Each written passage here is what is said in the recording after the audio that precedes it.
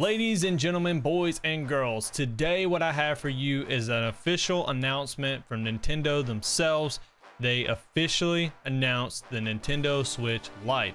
I talked about it in a previous video where some stuff was leaked, but it is officially confirmed. We have a mini Switch console. And the first thing I want to talk about is the actual Nintendo Switch Lite itself, and then we'll get into comparing it versus the original Nintendo Switch. But the first things you'll see here on the screen is it's launching on September 20th, 2019. That is the same day that Link's Awakening is to be released. I didn't see anything about there actually being a limited edition, I guess you could say, for Link's Awakening. There is one for Pokemon Sword and Shield, but it is kind of strange that they're releasing it on the same day as Link's Awakening, but yet they're not bundling it.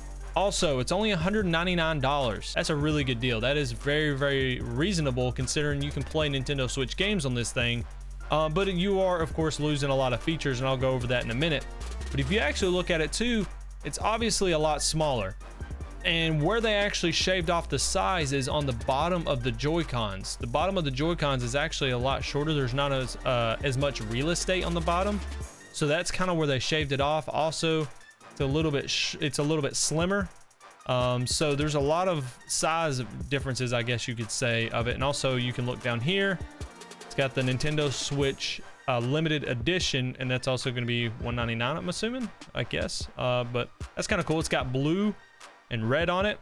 Again, I really like that color scheme.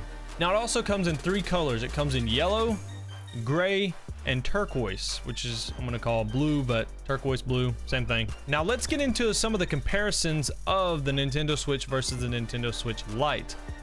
One being the price. The price it's a massive difference. It is a $100 difference between the Nintendo Switch and the Nintendo Switch Lite. So that's definitely a route you want to go if you're really not going to dock it too much anyways.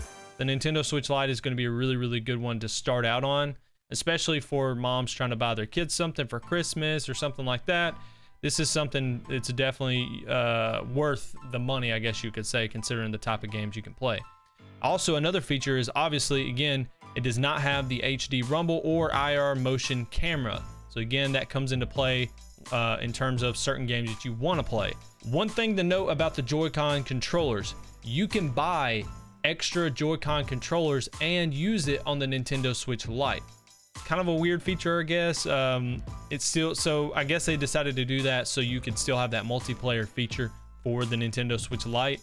But again, you can use the HD rumble and IR motion camera and stuff like that on the Nintendo Switch Lite, but it has to be with these Joy-Con controllers right here. Another thing too that's different about it, it does not come with a dock.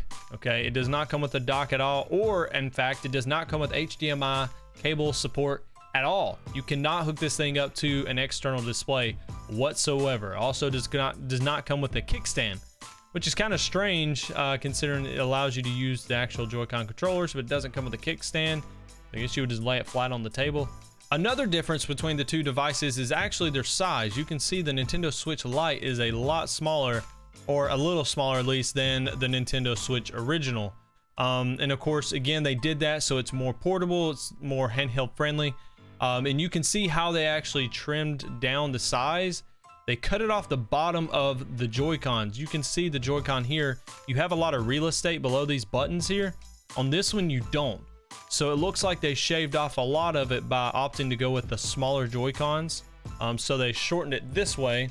And then, of course, they shrunk it a little bit, but not too much this way. And you can see here, the Nintendo Switch original is 4 inches high, 9.4 inches long, and 0.55 inches deep. The Nintendo Switch Lite, 3.6 inches high, 8.2 inches long, and 0.55 inches deep as well. So they're the same thickness, but they're quite a bit difference between the height and the width of the device. So that's something you can take into effect.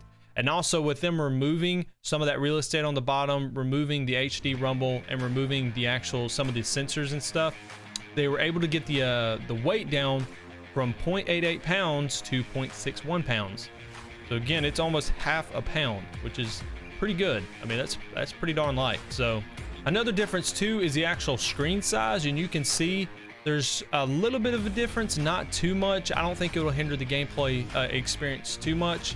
And the last difference between the two devices is actually its battery life. As you can see here, the original Nintendo Switch gets between 2.5 and 6.5 hours, and the Nintendo Switch Lite will get between 3 and 7 hours. Again, you're going to get about an hour more playtime on the Nintendo Switch Lite, depending on which games you play. So for instance, it says here, the battery will last approximately 3 hours for The Legend of Zelda Breath of the Wild, and then on the Nintendo Switch Lite, you'll get about 4 hours on The Legend of Zelda Breath of the Wild. So again, that's pretty substantial in my opinion. It looks a lot more handheld friendly. Obviously, that's the way they've designed it. And the last thing I want to mention is the game compatibility. And the reason why I want to do this is because I don't want you guys getting out there and buying a game thinking it's going to work for the Nintendo Switch Lite, and then it doesn't work for the Nintendo Switch Lite. So I'm going to read this to you here. It says the Nintendo Switch Lite can play the games in the Nintendo Switch library that support handheld mode. For games that do not support handheld mode, players can wirelessly connect compatible controllers, which are sold separately, to Nintendo Switch Lite. If using separate Joy-Con controllers, users will need to have a device to recharge them, such as the Joy-Con charging grip. To find play mode compatibility information for specific games, please refer to the product packaging or Nintendo eShop. And again, it just says just look for the handheld mode icon.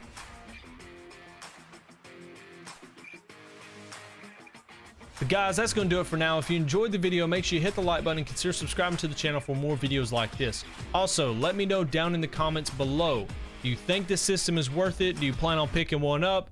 Which one do you plan on picking up? Again, do you think the price point is really that big of a factor?